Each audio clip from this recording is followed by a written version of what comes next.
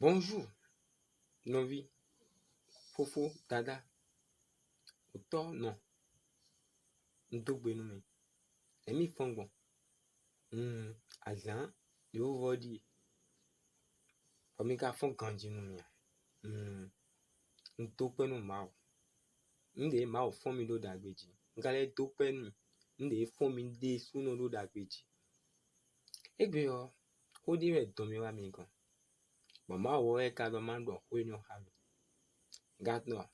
Ndo ma uzende la ihame tome enyo ndo ni renu endia eni ma kabio mi ndo je gudo no ho lo mi ken klembo ma me ma renu mi dele o to ndo minima ezombo zeblo ndo ma udo nu ndo nyeni ndo ezombo elo nu ndo mana le ho gledin anje nkono ho e ma uzinu mi ebe ni konton ebe ndo mime yi ma ufile mime do mi yi ma usele Etɛwu bemiton me eno vle bemiton no vle mi do mi yi ma use mi ma ufi o bemiton kan no vle to kun e ka gbe lo me le bi fi o mi lu ayi ro me le bi fi o ma we kaka bon mime inviton le mi kan lu le ton eve we mi ndo ho jo ho mi dile mi no kon le lu nkun tale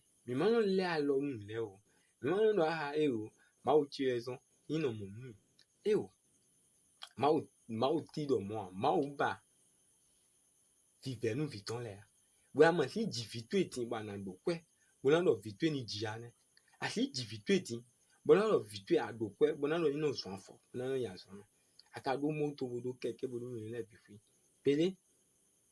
pede ni o moto eni on de si ku ze viton bo ze lo alo eni o ji a ma o be si gbe ni wa ma o wo inkano bo le te in dita ton le mi ta do me ma yi ma o se a me dida ma o ton we yin si me we yin ma o se ale ma vo no kun e dida ton e no kun e viton bo nte o gbe to ka bulu nte o gbe to yo ye kun gbe to le yo e si do me zo yin no yin mo le yo wa lo mi ton le ma yun mi ton le ewe no zombo ma o no ni do mi ewe no zombo ma o sin we do lo viton le ji yo e no chelu mi ji a nton ni no me dan de ha ma wa npo yi ha to ya we sweat we de si ai ha we sweat de ayi ma wo ogbon lo ai ha to me no te ma do ho gbo mi mo ayi ma wo de ayi ma ogbon lo ai ha to me mo e ma na pon we gbo ama tun mo lo tun lo mo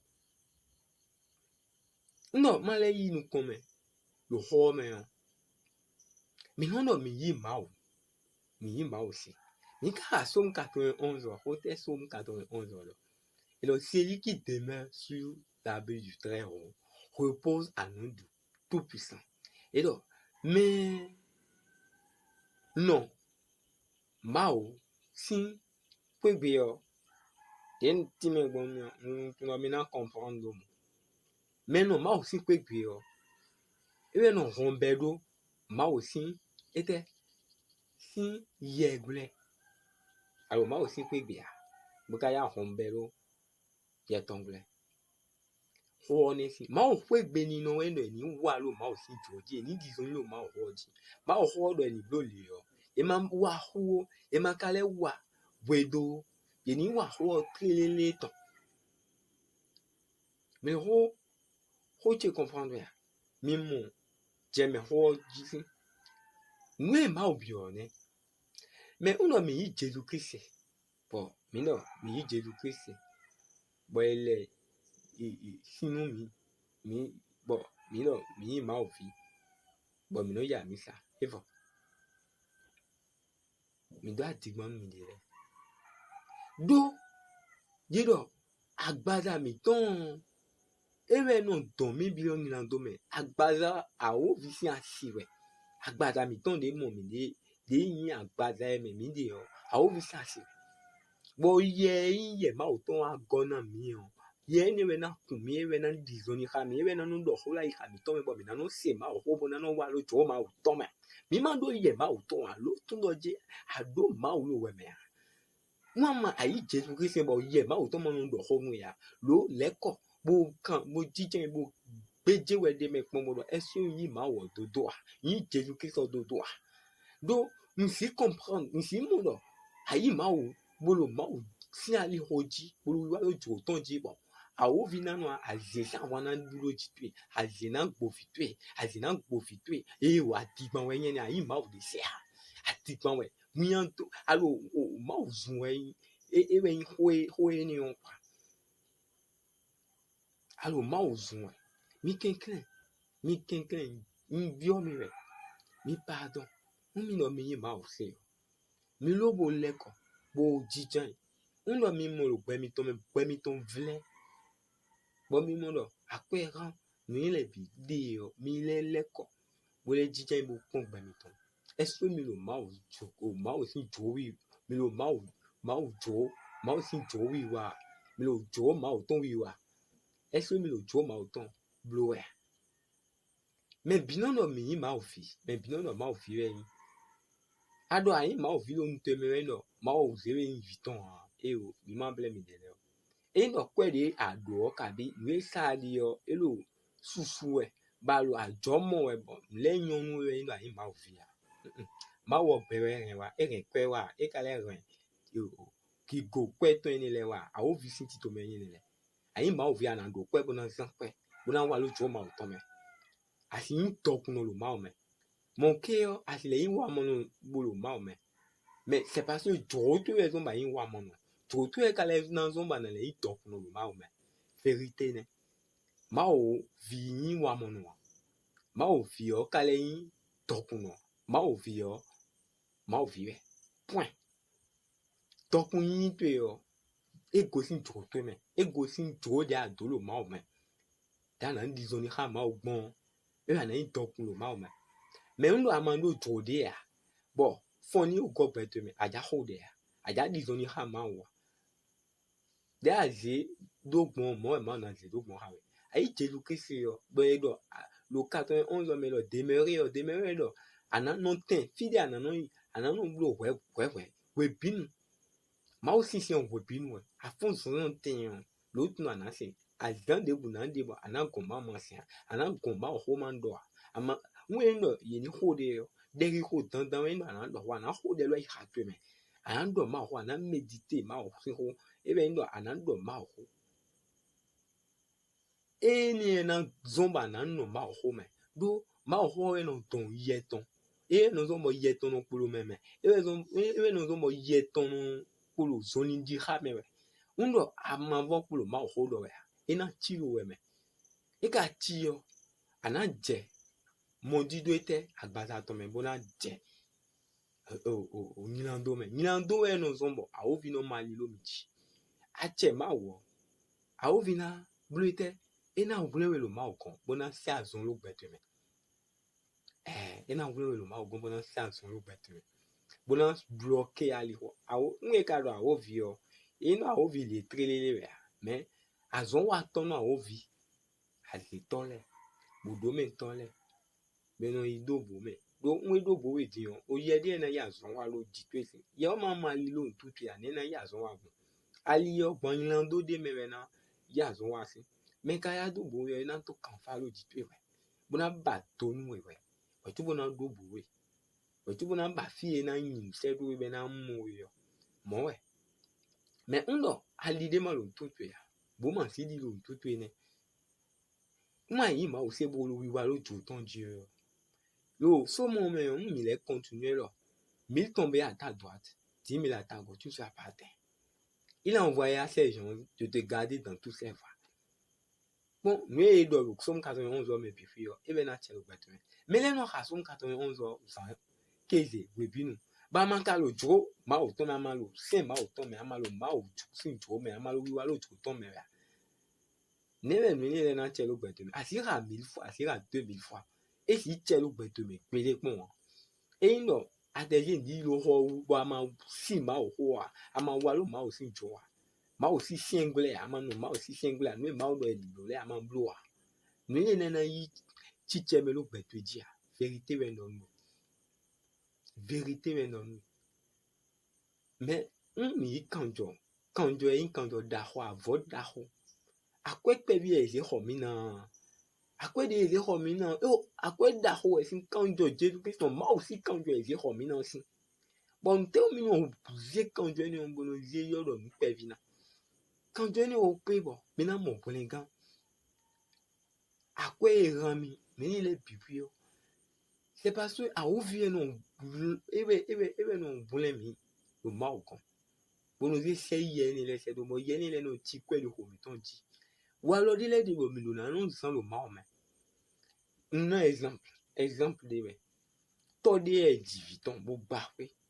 Bo zie vilo kolo lo ko men. Bo ka le zie men na chofe yo lo fini. Men na blo wo gbedo bo na blo ni le bifi. Tonton ka le vo don viton le do. Mina eje senton da ibolo. De mi lo fo gbe mi do na blo le ko. Bo to bo na ime bo na no fo gbe trelele. Bon bo na to na siku blo ndi le nu mi. Bon aga yin vi lo fo gbe. Bon akwe de le de ba na jo anojo ke wa. Ado na blo fo gbe do anon blo wa. Anon blo no le de ya. Bon eya ado egbe yo. Et 2 semaines, et 3 mois dans l'école. T'avais 1 an, 2 ans dans l'école. Et donc, vérité, faut que je vienne là. Et où? Un temps, aussi, vie, mais bien. Oui, Jésus-Christ, mais où est la photo, bien? Et non, Jésus-Christ est rejeté, mais et où? À pour le fiton, il est. Mais il y a ton, il y a ton, et vous pouvez le voir, mais quoi? Yes, c'est un peu le même. Awa triste son. Awo puis quoi. Awo pour yes, c'est un peu même. Mais volons de honwe. Dans les volons voir le bédi ma auton. Dans voir le bédi ton de hon na no senia. Anon bleu du côté dit à baza sin du dit. Non né. Ba anon ish e ya no wa. Ba e wa nse don o to o lo kan wa to te go to chi. Kenklen. Man si homo. Blo lepo nka wa gon te bo ma bi of soke mo e no wa nu kon anon bi of soke wa awa egbe anon je ko li bo bi of soke bon te o amana do problem le do Jésus Christ lo ma tu me e do mi no do ason mi ya me ho mi no do sin to me no do ason mi bon ali ho ni oji o ete nja do mi ya ti me no do je me di Côté anon no sin tuele. Côté anon do sin tuele. No bo dai ho me. Bo cambio me di do. Relation teme me adi hamao. Do aduna do relation de hamao. Do anya si ma oton. Aga anya si ma oton. E nya si me de ton. E no do afo be a. E ka e lon kon kudo a. Sun le vo no dro me. Me asutu yo. Ewe ime lo pono e ya na wibo na bona zin kuntu bona yin kolo jiton. Ene bon alamo fe no ma oton lo gbetu. Ndo ho lo de don de nu mi wa do ji. Do mi wa lo ma o si single. Do ma o si single o mi otun. E lo bible na. Me ma otun le a, o ma otun ma o si sin. Ye ni se to me se to ma oton de. Bon, ena ti me ma o si sin le. Nu ma o do fiton le do na mbolo. Tu be na mo promesse ton le nu do le na chelo pe ton me no me na se kon me se ton ma oton de be na ti me bifi nu o me na yi sun ene le bifi o na pon de gbe mi ton na jo gbon me na pon de gbe mi ton na jo me na mo de gbe mi ton na zawe gbon ma o si se on kan ni de ba na blo egbe une semaine 2 semaines na blo a 1 mois e ya na ho de boy ya na ho de e o pe binu a fon san asi ho ya zo ton Sansan, midi, soir. Dès ho eno, anatahwa bonamble le dia. E o mao, kan ko les eke zo la lotu. Nous venu la lotu. We le konzi la lotu. Nous zan la lotu. Yo le po. Nous le ba. E o yon. Mao tuno je mende alo kware. Bonon bien, bonon do he. Mao lo mi mesin. Mais non, min man jan wa le le a. E na ve o mi ta. Ba mina do mi ma ofi. E na ino mina brebe ben 2 semaines et au pépine tous les jours et tu zoni des non dur on a fond sans un dit zoni jemesi manqué ho ma autant les soirs et ils zoni di nous sans kaka tu vois ana gosi ai wala mais donc moi ma ho ma autant mal ouais mais ma au pas a gosi ho ma autant mais pendant une semaine a au jet ni on m'en a mis exemple on gosi ho ma autant mais pendant a j'en wege yo diamond do ma autant tu comprends là donc l'été a une semaine au coup l'été a 2 semaines l'été a un mois l'été a un an ma on a quoi donner ho ndo bo ja donner mais des pour que au situation yo mais ma na quoi donner ben na go situation yo bon bien do ho lo de ndo mi ma hanu mi de mi partager mi ma me ma na ya son gbigbo lo gbe mi ton ma na kun mi ma o na fortifier mi c'est que ma na mi ronron ba mi na je wa lo ju ton ji ba mi na se to ni donc oui ho lo me de ba o lo ho gan ba re e ka se ho lo me na ma ho gan ma o gwa lo mi partager ene ke lo me na nyo merci